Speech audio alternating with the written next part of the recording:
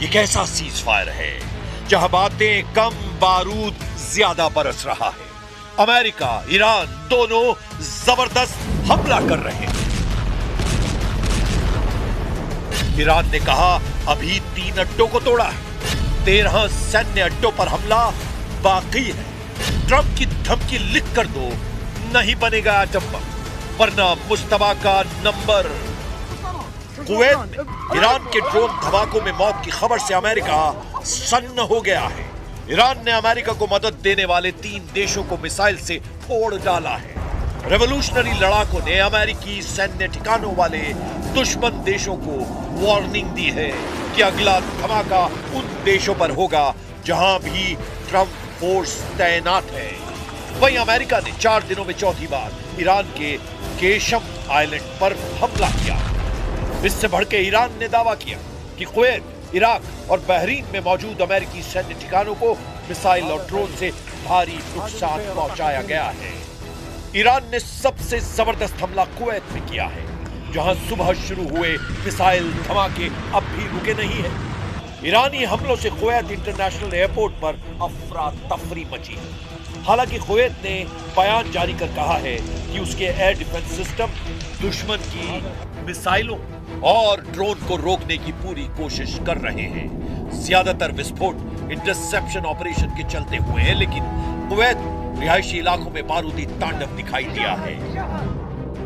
Iran की missile आंधी से कुवैत में इमरजेंसी जैसे हालात हैं। सेना ने लोगों के लिए एक और चेतावनी जारी की है। कुवैत सेना ने कहा है कि अगर कहीं मिसाइल ड्रोन दिखाई दे तो लोग उससे दूर हो जाएं। संदिग्ध सामान मिलने पर इमरजेंसी नंबर पर सूचना देने की अपील की गई है। कुवैत की तरह बहरीन और इराक में अमेरिकी ठिकानों पर हाई अलर्ट है। बहरीन के गृह मंत्रालय ने चेतावनी सायरन बजाए हैं और लोगों से शांत रहने की अपील की है। बहरीन में नागरिकों को नजदीकी सुरक्षित स्थानों पर जाने और सुरक्षा निर्देशों का पालन करने के लिए कहा गया है। ईरान के सरकारी ब्रॉडकास्टर IRIB ने सोशल मीडिया प्लेटफॉर्म X पर कई वीडियो शेयर कर घातक हमलों का दावा किया है। वीडियो में मिसाइलों को बहरीन और इराक के आसमान में विस्फोट का दावा किया जा रहा है, लेकिन अमेरिकी सेंट्रल कमांड ने ईरान के हमलों को खोखला दावा करार दिया है। सेंटकॉम ने कहा है कि ईरान ने बहरीन में US नेवी के 5वें बेड़े के मुख्यालय और एक अमेरिकी एयरबेस पर मिसाइल और ड्रोन हमले का दावा किया है, लेकिन सभी हवाई खतरों को समय रहते रोक दिया गया और किसी भी अमेरिकी सैन्य ठिकाने पर हमला सफल नहीं हुआ है। अमेरिका ने धमकी दी है कि ईरान पर कोई रहम नहीं किया जाएगा जब तक ईरान अपने एटमी प्रोग्राम को पूरी तरह बंद नहीं करता, तब तक कोई भी प्रतिबंध नहीं हटाया जाएगा। Any sanctions relief is condition based, which means it has to be in return for the reason why those sanctions were put in place in the first place, which is their nuclear program. So yeah, look, Iran is being sanctioned because they enrich uranium.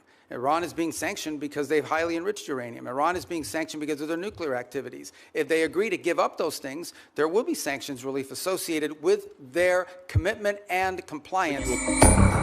America को Iran की leadership पर रत्ती भर भी भरोसा नहीं रह गया है, इसीलिए ट्रंप ने एटमी डील की नई शर्त लगा दी है। ट्रंप ने नई शर्त में कहा कि ईरान उन्हें लिखित आश्वासन दे, तभी डील आगे बढ़ेगी। ट्रंप ने अपनी शर्त में यह भी कहा है कि परमाणु गतिविधियों पर ठोस समझौता होगा और इसके बाद ही अमेरिका ईरान को आर्थिक राहत देगा। ट्रंप का कोई पैंतरा अब तक ईरान पर काम नहीं आया है। अमेरिका के केशम आइलैंड पर बार-बार हमले की वजह का भी पता चला है। अमेरिका की एटमी डील पर बार-बार स्टैंड बदलने के बाद से ईरान ने खूंखार तेवर अपना लिए हैं। सुप्रीम लीडर मुस्तबा खामनेई ने secret war headquarter Qeshm island को एक्टिव कर दिया है।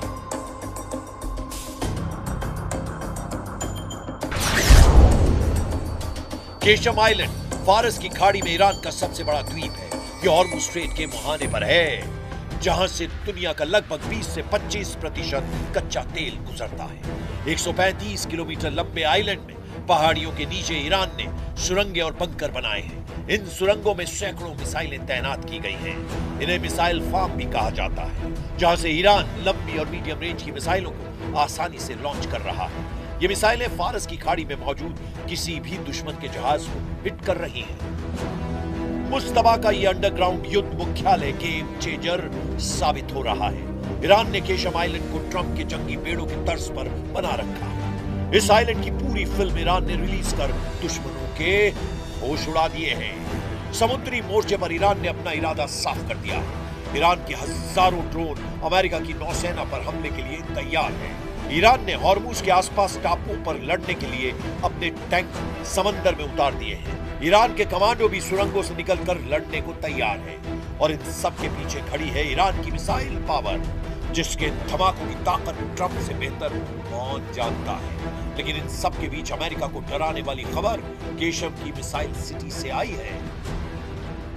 केशम आइलैंड की जमीन के नीचे मिसाइल बंकरों और ड्रोन बेस का एक बड़ा जाल है, जो यूएस के जंगी जहाजों को खाड़ी में पहुंचने से बहुत पहले ही ट्रैक कर लेता है, जिससे ईरान को पूरी तरह से स्ट्रेटेजिक दबदबा बनाने में आसानी हो रही है। ईरान के बेजोड़ प्लान और जबरदस्त हमलों से अमेरिका नए सिरे से अलर्ट हो गया है। इधर इजराइल ने अपनी वॉर प्लानिंग को नई धार दी है। पीएम नेतन्याहू ने ट्रंप से परमिशन लेकर अब ईरान में तख्ता पलट तक युद्ध का ऐलान किया है। ידע כל חורש רעה נגד ישראל שמזימותיו ייכשלו. המחיר שהוא ישלם יהיה כבד ביותר. המחיר שאיראן כבר שילמה הוא כבד מאוד מאוד. היסודות של משטר האימים הזה באיראן נסדקו. הוא לא ישוב להיות מה שהיה, ואני אומר לכם, סופו ליפול. ईरान को कंट्रोल करने से पहले इजराइल हिजबुल्लाह का टोटल सफाया करने में जुटा है। इजराइल ने लड़ाका ग्रुप के खतरे से संयुक्त राष्ट्र को भी अलर्ट किया है। संयुक्त राष्ट्र में इजराइल के राजदूत डैनी डैनन ने हिजबुल्लाह के ड्रोन खतरे को लेकर बड़ा बयान दिया। डैनन ने कहा कि ऐसे छोटे ड्रोन आज के समय की सबसे गंभीर चुनौतियों में एक बन गए हैं और इजराइल उनके हमले का इंतजार नहीं करेगा। डैनी डैनन अपने साथ एक छोटे ड्रोन की डमी लेकर पहुंचे। बैठक के दौरान उन्होंने डमी दिखाते हुए कहा कि हिजबुल्लाह जिन ड्रोन का इस्तेमाल कर रहा है उनका वजन 2 किलोग्राम से भी कम है और इन्हें आसानी से ऑनलाइन खरीदा जा सकता है। डैनन ने कहा ये ड्रोन किसी भी गाड़ी की खिड़की तक पहुंचाए जा सकते हैं और बेहद कम ऊंचाई पर उड़ते हैं, इसीलिए इनका पता लगाना मुश्किल होता है। डैनन ने आगे कहा कि जब तक आपको अपने सिर के ऊपर इसकी आवाज सुनाई देती है तब तक बहुत देर हो चुकी होती है। डैनन ने कहा कि इजराइल इन ड्रोन से निपटने के लिए नई तकनीकों और रणनीतियों पर काम कर रहा है। उन्होंने कहा कि इजराइल इस चुनौती का समाधान खोज लेगा। Now Hezbollah are using different kinds of drones. Few of them with fiber optic. These drones weigh less than 2 kilograms. It flies low. It is very difficult to detect. And by the time you hear it above your head, it's too late. इस बीच Iraq से Israel के लिए good news मिली है, जहां Iran समर्थित 2 लड़ाका group ने surrender कर दिया है। ईरान समर्थित इराकी मिलिशिया अस्साइब अहल अल हक और इमाम अली ब्रिगेड ने अपने हथियारों को इराकी सेना को सौंपना शुरू कर दिया है। हालांकि नेतन्याहू से नाराज ट्रंप ने उन्हें सोमालिया फ्रंट पर करारा झटका दिया है। इजराइल ने सोमालीलैंड को नए देश की मान्यता दी है। सोमालीलैंड को सोमालिया से अलग मुल्क के रूप में मान्यता के मसले पर अमेरिका इजराइल के साथ नहीं है। वॉशिंगटन ने सोमालिया की एकता और अखंडता की पुष्टि की है।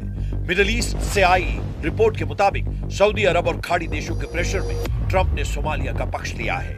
अमेरिकी विदेश विभाग ने कांग्रेस को सोमालीलैंड को लेकर एक रिपोर्ट दी है। इसमें कहा गया है कि सोमालीलैंड के विकास के लिए सोमालिया में शामिल किया गया था। सोमालीलैंड के साथ अमेरिका के बेहतरीन संबंध हैं, लेकिन वॉशिंगटन सोमालिया की संप्रभुता और अखंडता की पुष्टि करता है। रिपोर्ट में अमेरिकी अधिकारियों के हवाले से कहा गया है कि राष्ट्रपति डोनाल्ड ट्रंप शायद ही सोमालीलैंड को मान्यता देंगे, क्योंकि अरब और मुस्लिम देशों का उन पर दबाव है। सऊदी, कतर और पाकिस्तान जैसे देशों ने इसका खुलकर विरोध किया है। लेकिन इसका एक पहलू ये भी है कि ट्रंप सोमालीलैंड को मान्यता देने की बजाय पूरे सोमालिया को अपने कंट्रोल में लेने की कवायद शुरू कर सकते हैं। ट्रंप ने कई मौकों पर सोमालिया की सरकार और व्यवस्था की तीखी आलोचना की है। ट्रंप सोमालिया को बेईमानों का देश कहते हैं। ट्रंप की नजर में जो भी खटकता है उसका हश्र ईरान जैसा होता है। फिलहाल उन्होंने सारा फोकस ईरान से एटमी डील पर लगा रखा है। ईरान को झुकाने के लिए ट्रंप हथियारों का ट्रेलर रिलीज करते रहते हैं। कुछ दिन पहले उन्होंने जिन हथियारों से ईरान को धमकाया है, युद्ध के अगले राउंड में उन्हीं के इस्तेमाल का खतरा है। ट्रंप ने अपने social media platform truth social पर एक वीडियो जारी किया था, जिसमें उनका एयरफोर्स वन विमान, फाइटर जेट्स और परमाणु बम वर्षकों के बीच उड़ता हुआ नजर आ रहा था। इस वीडियो में एयरफोर्स वन के साथ F-15 फाइटर जेट, B-1 और B-2 बॉम्बर भी थे। बीच में अमेरिकी राष्ट्रपति का विमान एयरफोर्स वन। ये फॉर्मेशन दिखाकर ट्रंप बतलाना चाहते हैं कि अमेरिका के हमले का वो कैसे नेतृत्व कर रहे हैं, लेकिन ईरान जिस जिद से जंग के मैदान में डटा है उसकी कोई काट नहीं है। ईरान अपने वजूद की लड़ाई में सब कुछ झोंकने के लिए तैयार है। सुपर पावर को बराबर की टक्कर देकर ईरान ने ये बतला दिया है कि हार जीत से अलग इस युद्ध के नतीजे होंगे। खाड़ी में महाशक्तियों के गुरूर टूटेंगे, सबसे घातक हथियारों का घमंड टूटेगा। ईरान कह रहा है कि अब अगर हमला हुआ तो किसी नियत कायदे की परवाह नहीं की जाएगी।